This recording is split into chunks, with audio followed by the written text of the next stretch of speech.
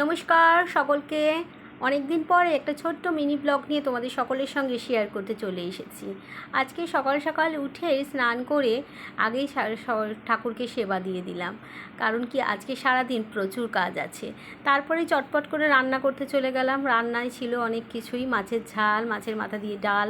তারপরেই বেরিয়ে পড়লাম একটু শপিং করতে। রাস্তার তুখর বৃষ্টি, যার জন্য গাড়ি নিয়ে অনেকক্ষণ দাঁড়িয়ে পড়তে হলো। এই যে দেখো, একটু স্মার্ট বাজারে গিয়েছিলাম। বাড়ির বাচ্চাদের একেবারে খাবার দাবার ছিল না, তাই বাড়ির ছানাদের জন্য একটু খাবার নিতে হলো।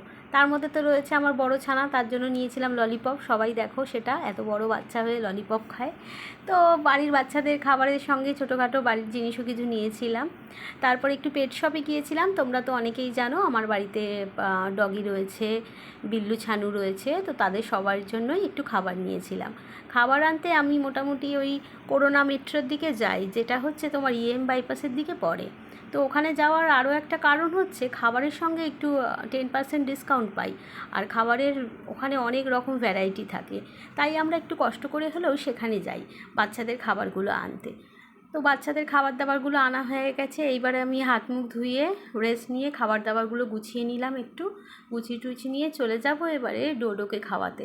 ডোডোকে একটু খাইয়ে দিতে হয়। ডোডো হচ্ছে আমার বাড়ির গোল্ডেন রিট্রিভারটা। তোমরা তো এর আগের ব্লগে দেখেছো ওকে, ওর সঙ্গে তোমাদের সকলকে পরিচয় করিয়ে দিয়েছিলাম। তো দেখো, ওকে আমি এবার একটু খাইয়ে নিচ্ছি। খাইয়ে নিয়ে এবার নিজের খাবার নিয়ে বসেছি।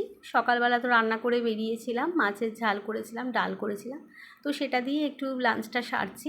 সেরে নিয়ে একটু শোবো, রেস্ট নেবো। তারপরেই আবার বিকেলের আয়োজন। বিকেলে মেয়ের জন্য একটু ম্যাগি করে দিয়েছিলাম, তার সঙ্গে ছিল ডিমের পোচ।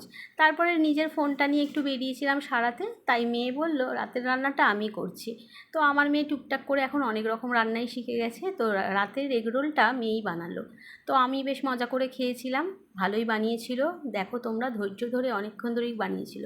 এবার ভাবছি আমার মেয়েকে একটা ইউটিউবে কুকিং চ্যানেল খুলে দেবো, কেন ও টুকিটাকি অনেক রকম রান্না শিখে গেছে। তো সেটা শুনে আমার মেয়ে খুব হাসছিল।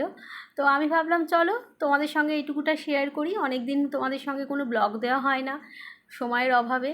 তো বন্ধুদের সঙ্গে একটু গল্পও হবে, আড্ডাও হবে, দেখাও হবে। অনেক দিন দেখা হয় না, শুধু খাবারের ভিডিও তোমাদের সঙ্গে শেয়ার করছি অনেক দিন ধরে। তাই একটুখানি ছোট করে একটা মিনি ব্লগ তোমাদের সঙ্গে শেয়ার করলাম। তো আজকের ব্লগটি কেমন লাগলো অবশ্যই জানাবে। আর আমার মেয়ের হাতের এই বানানো, যত্ন সহকারে বানানো এগরোলটি কেমন হয়েছে এটা কমেন্টে লিখতে একদম ভুলবে না। তবে দেখা হচ্ছে তোমাদের সকলের সঙ্গে আবারও একটু নতুন ব্লগ নিয়ে। সঙ্গে থাকবে, পাশে থাকবে, আর আমিও সবার পাশে থাকবো, এইটুকু কথা দিয়ে গেলাম। তো চলো, ব্লগটি কেমন লাগলো অবশ্যই জানাবে। দেখা হচ্ছে, ভালো থেকো সবাই, টাটা।